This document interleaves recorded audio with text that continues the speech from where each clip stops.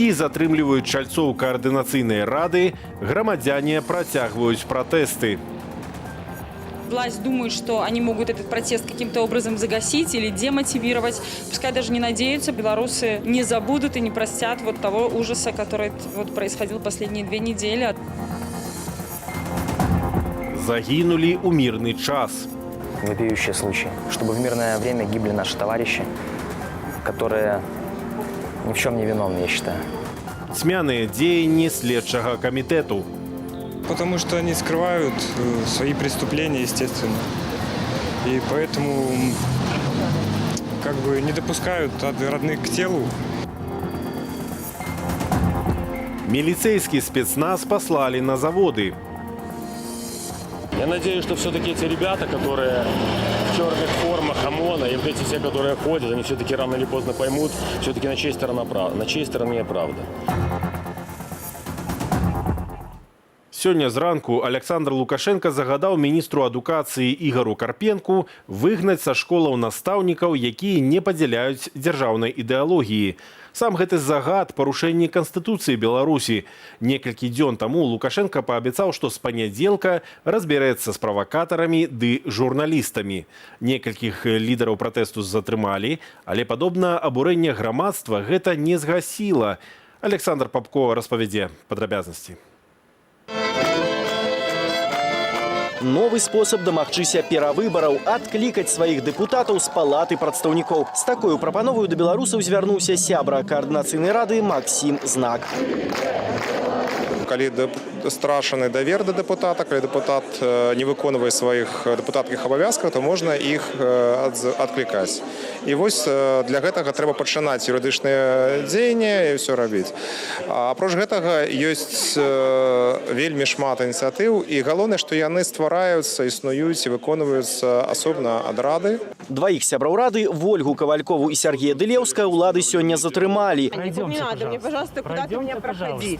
Іх абвінавацілі ў незаконнай арганізацыі забастовак. У следчы камітэт выклікаюць Святлану Алексеевич і Павла Латушку. Ці ўладам удасца запалохаць пратэстоўцаў? Для всех белорусов абсолютно очевидно, их большинство. Они хотят мирных перемен, они не согласны с тем, что сделали с их голосами на выборах. Они с этим не будут мириться. То есть, возможно, власть думает, что они могут этот протест каким-то образом загасить или демотивировать. Пускай даже не надеются, потому что абсолютно очевидно, что белорусы не забудут и не простят вот того ужаса, который вот происходил последние 2 недели, а до этого 26 лет. Ля метро Пушкінская, дзе 2 тыдні таму сілавікі застрэлілі маніфестанта Александра Трайкоўскага, мастакі зладзілі акцыю «Белорусский живопись. Лето 2020». Идет сравнение синих полос на теле, как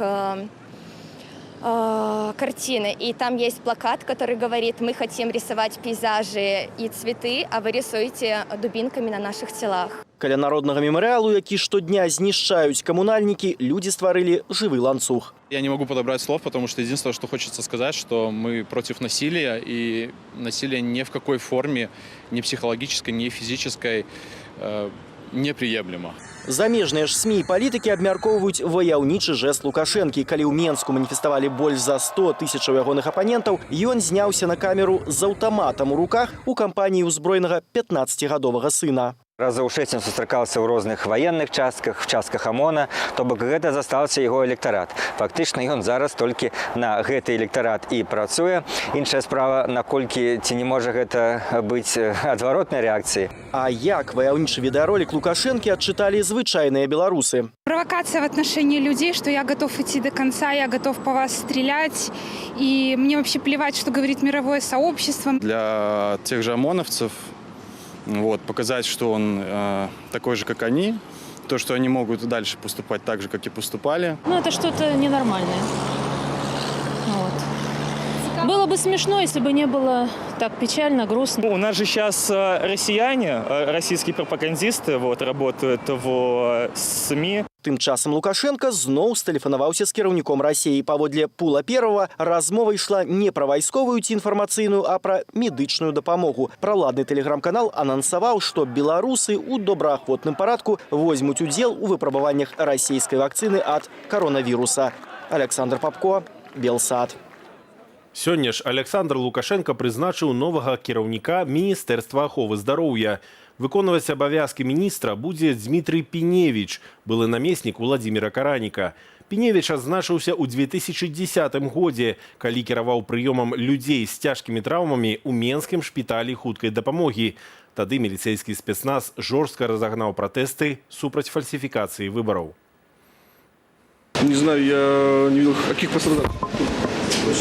Очень головедные травмы видел. С площади пока еще не видел много пострадавших. И что-то потоками не докладывали, чтобы у нас шли потоки скорой помощи в сторону там больниц скорой помощи или кое-кто еще. У той же шпіталь прывезлі з цяжкімі траўмамі кандыдата на прэзідэнцтва Уладзіміра Нікляева, атакаванага спецназам на выхадзе з выбарчага штабу. Потым пры дапамозе кіраўніцтва шпіталю спецназ у цывільным выкраў Нікляева з палаты рэанімацыі. Там жа затрымалі кандыдатаў Алеся Михалевича і Віталя Рымашэўскага, пабітых спецназам. Сёння Александр Лукашенко пахваліў Дмітрия Піневіча за працу падчас пандэміі коронавіруса. Былога міністра аховы здароўя Владимира Караніка Лукашенко прызначыў кіраваць Гарадзенскую вобласцю. Каранік адзначыўся за сакрэчваннем звестак аб пандэміі коронавіруса ды заніжэннем маштабаў заражэння. І ў працяг тэмы у Жабінцы развіталіся з Геннадзем Шутавым, у якога баявымі патронамі стралялі міліцыянты падчас акцыі пратэсту ў Берасці. Ад ранення ў галаву Геннадзь Шутаў памёр у сталічным вайсковым шпіталі, але ягонае цела доўга не аддавалі родным. Блізкія не могуць пабачыць цела яшчэ аднаго загінулага удзельніка пратэстаў Мікіты Крыўцова, які знік 12 жніўня і праз 10 дзён быў знойдзены павешаным непадалёк ад Менскага шпіталю. Вольга Старостина. Смерць ад кулі ў мірнай Беларусі. Сваякі, блізкія, сябры ды проста ўзрушаныя гэтай трагедыяй людзі прыехалі ў Жабінку, каб развітацца з Геннадзем Шутавым, які 11 жніўня выйшаў на мірны пратэст у Берасці і больш дадому не вярнуўся. Добрейший души человек. Я не знаю, сколько лет его знаю, около 15 лет. Никогда в нем ни агрессии, ничего никогда не было такого. Всегда на помощь придет, всегда поможет. Душа компании. У него, сами видите, сколько друзей. Далеко не все смогли приехать, к сожалению. Паводле слідчага камітэту 44-гадовага Геннадзя Шутава ненаўмысна паранілі ў галаву са зброі пры нападзе на асобаў, якія выконвалі задачы аховы грамадскага парадку. Сябры з мотаклуба, якія прыехалі на пахаванне, у гэтую версію не вераць. Я хочу, чтобы следственные органы нашли настоящую правду, объективную. Они то сейчас пытаются предварительной версии рассказать. Это вопиющий случай. Чтобы в мирное время гибли наши товарищи, которые ни в чем не виновны, я считаю. То есть они просто оказались в том месте. И то, что версия о нападении, мне кажется, что данный человек кого-то обидеть, а тем более броситься на кого-то, исключаю такую версию. Не вераць і людзі незнаёмыя з забітым, якія пераадолелі шмат кіламетраў, каб развітацца з тым, хто бараніў правы беларусаў. Пахаванне гэта чалавека, якого застрэлілі стабільнай зброі у Берасці. Мы давно назіраем за гэтым здзекам над роднымі, што следчы камітэт доўгі час не даваў цела.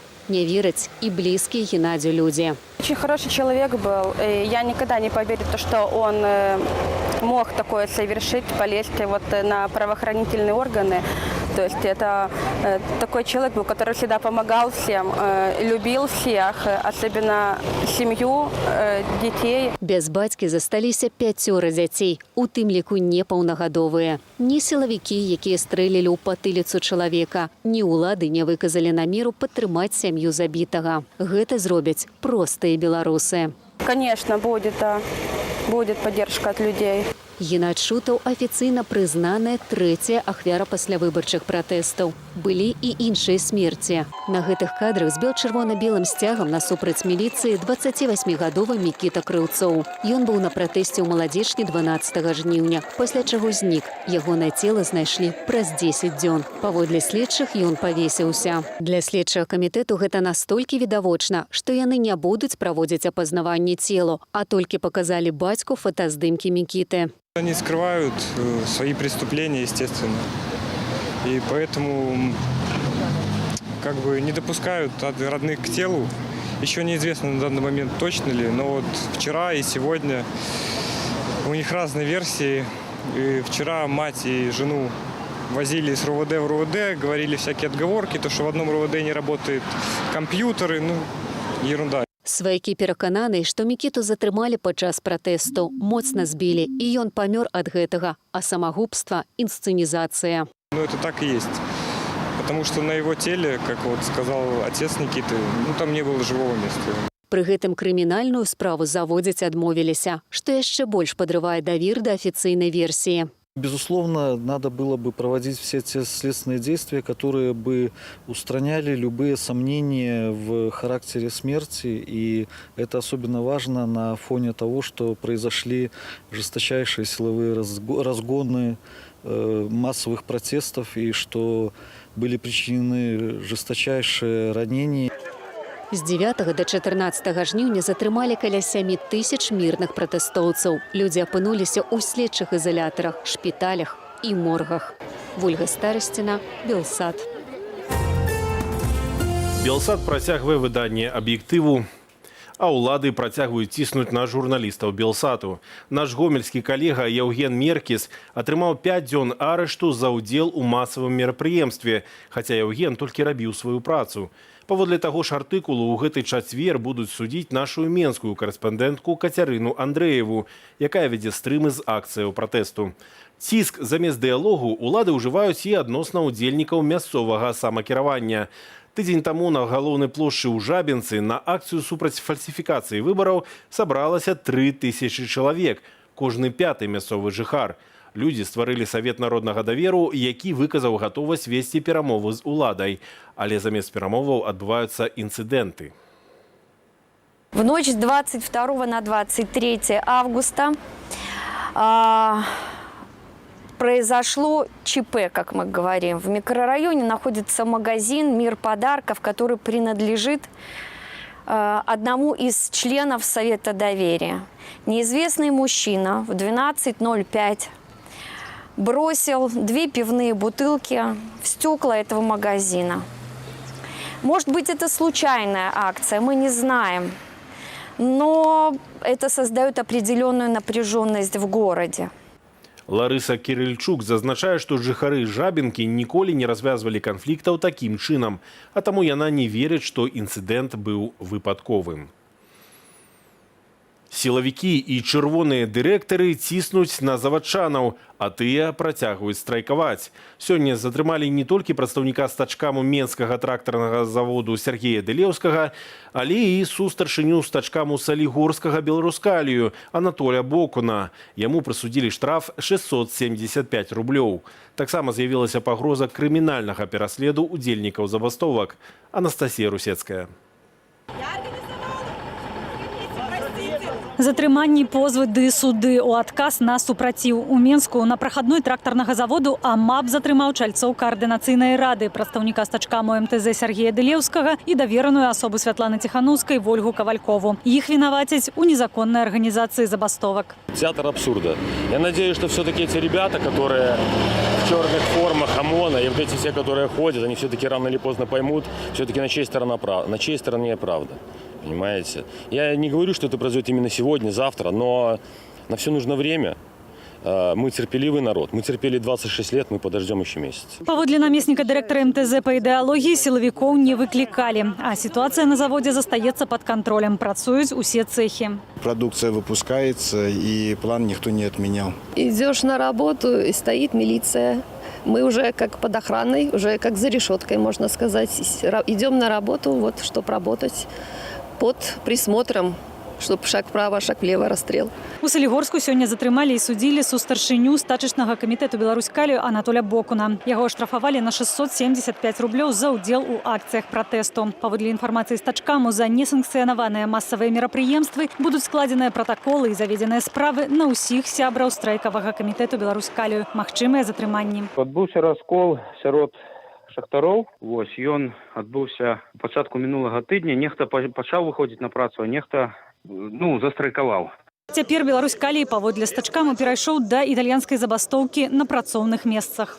Калі нават прадпрыемствы гэтыя будуць працаваць, скажем так, у рэжыме італьянскага страйку, то бок будуць рабіць усё па правілах, то это таксама будзе вельмі адчувальна, тому што у нас апошнія гады не было вельмі вялікіх інвестыцый в абсталяванне, ахову працы, і вельмі часта рабочыя мусілі парушаць нейкія такія правілы, каб выконваць нарматывы, выконваць праграму і даваць тую колькасць прадукцыі, якая патрэбна. На горадня Прамбудзе апошнія асяродкі забастоўкі здушылі з дапамогай міліцыі, распавядае працаўніца прадпрыемства Юлія Сліўко.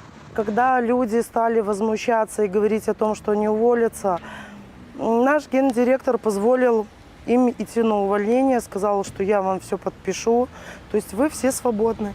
На этом вся забастовка была окончена, потому что многие просто боялись, что потеряют работу, потому что у всех кредиты. У нас нет ни одного человека, который не погряз бы в кредитах.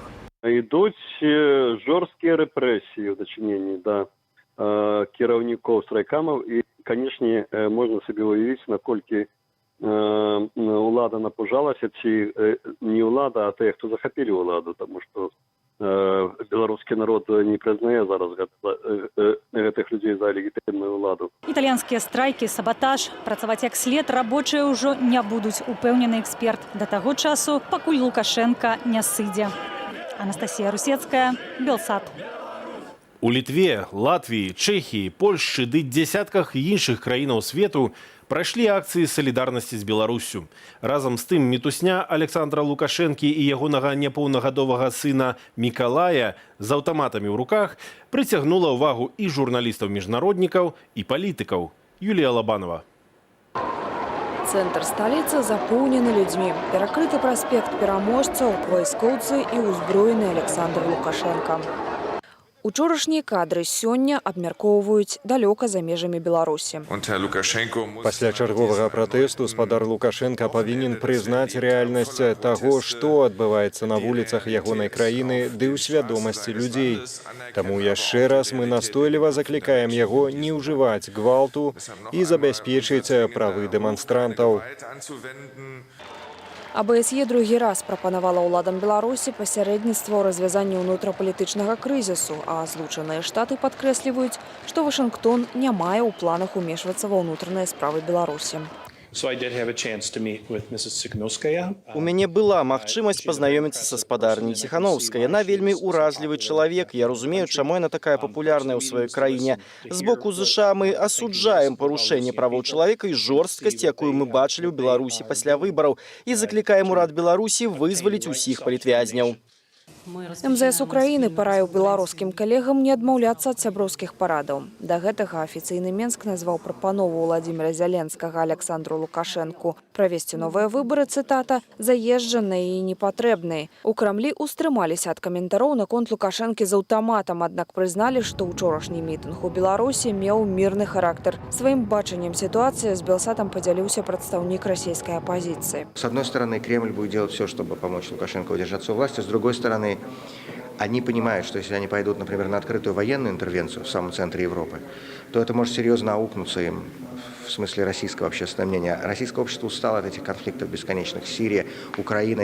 Тым часам Мінабароны Беларусі паведаміла, што спыніла парушальнікаў паветранай прасторы краіны. Імі палічылі паветраныя балонікі з бел-чырвона-белымі сцягамі, запушчаныя з Літвы. З дапамогай верталётаў балонікі знішчылі. На сайце военно-палітическое обозрение з'явілася відэа. Неўзабаве МЗС Літвы ўручыла Беларусі ноту пратэсту. У ёй сцвярджаецца, што беларускі верталёт перакрочыў літоўскую мяжу. Афіцыйны Менск гэта зняпраўдзіў. Напярэдадні ж на знак салідарнасці з Беларусю жыхары Літвы сталі ў жывы ланцуг працягласцю 32 кіламетры. Шлях свабоды, гэтак назвалі акцыю, прасціраўся ад Вільнюсу да мяжы з Беларусю. Мы адчуваем уздым, але ў той жа час перажываем, бо разумеем, як цяжка будзе Беларусі, ды як складана будзе ўзняцца з каленяў гэтым збітым людзям, ды ісці далей шляхам свабоды. Акцыі салідарнасці з Беларусю гэтымі днямі праходзяць у дзясятку краінаў свету. Юлія Лабанова, Белсат. Пакуль Лукашенка цягне на вуліцы сталіцы войскі і спецназ, грамадзяне пратэстуюць культурна. Музыка і спявак Сяржук Доўг ужо ўцягам тыдня ладзіць вулічныя спевы каля сталічнага тэатру імя Янкі Купалы. Давайте разом послухаем музыку протесту и солидарности. А я с вами развітаюся до завтра. Ой-ли, ой-ли, ой да люли, из руки яблонька садовая, грушица медовая. Мы не можем молчать. Мы створили акцию солидарности. Кожний будній день співаємо 12-й каля вось Купалаўскага тэатру. Гэта таксама і солідарнасць з нашими сябрамі, акторами і усімі працаўнікамі Купалаўскага тэатру. Мы хочам правды, мы хочам вольнай Беларусі, мы хочам, каб мы могли выходить на улицы, спяваць, не бояться этого. Гостинца не дают, а на дворе да не рано. Рука рыбу волокла, а на дворе да не рано. Стяги наши сняли, у театра нас не допускают. Ну, такая, ну, мы приходим и спеваем. И это нас объединовывает, и мы неяк таким чином змагаемся.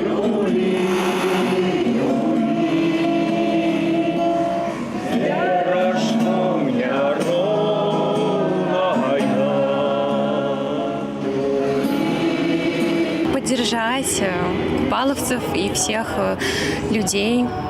Вот. То, что відбувається, это супраць гвалту, супраць всего. Я нават не ведаю, мне слова не хапае.